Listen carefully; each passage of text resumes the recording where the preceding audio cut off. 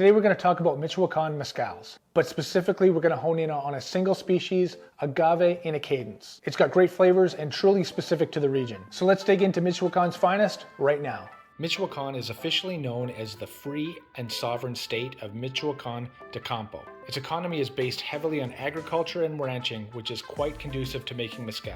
One of the biggest tourist draws is the Day of the Dead celebration at Lake Pátzcuaro, but when I was there, it was a mezcal-focused trip.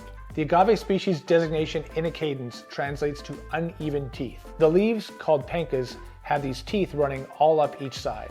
The first mezcal I'm going to talk about is the Damateo Alto.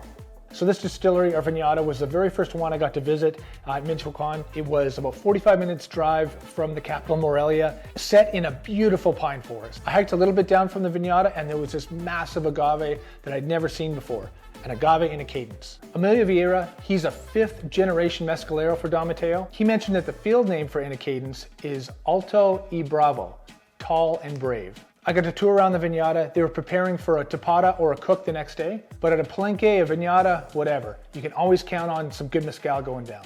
And Emilio has this amazing tasting cellar. I got to try this and everything in the Damateo line, and I left with this very bottle of Alto. Another fantastic Alto in Michoacan is, and this is only available in Mexico, they don't sell it in the States yet, is Palomino Alto. Palomino was a little bit more of a drive, about an hour and a half in this small lake town called Opanguillo. But it was awesome. I got to meet the whole family.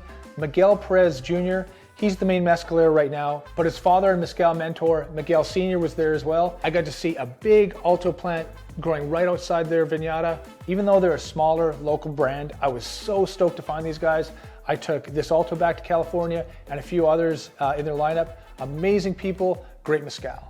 So I'd seen these two vineyardas so far, and the next one was La Luna. And I was a little bit thrown off by what they called their Agave Inaequidens. It wasn't Alto. So here we have the La Luna Bruto.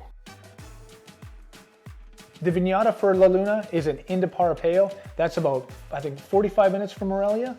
The Maestro Mezcalero for this is Hernan Hernandez Escott. So the Agave Inaequidens I had seen so far in Michoacan were probably like 7, 8 years old, maybe half its life cycle. So this Bruto here is growing in northern Michoacan, near La Luna's other operation in Cotija.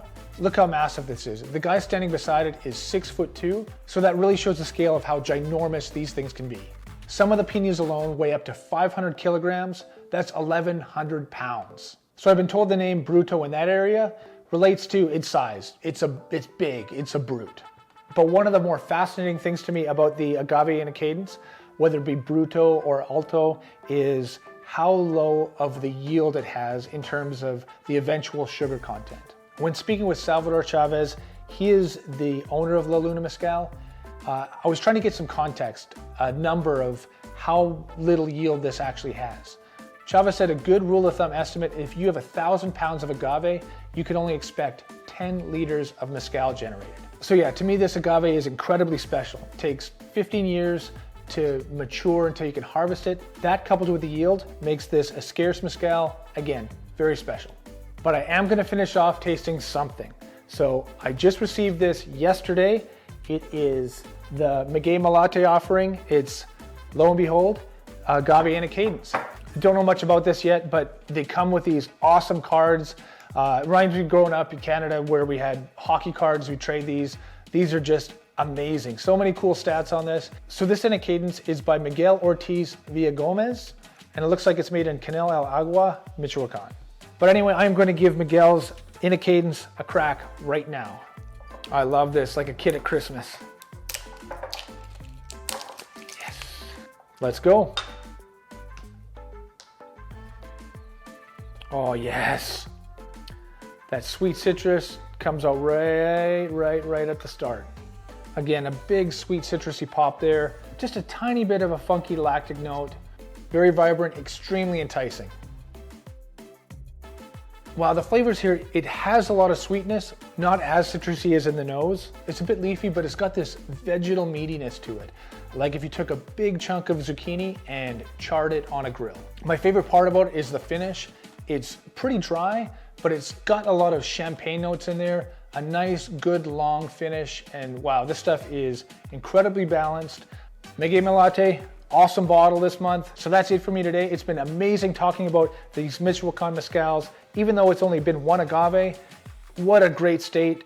They produce so many good mezcals, and this is only, again, one agave, just a fraction of the potential and the awesomeness that is Michoacan.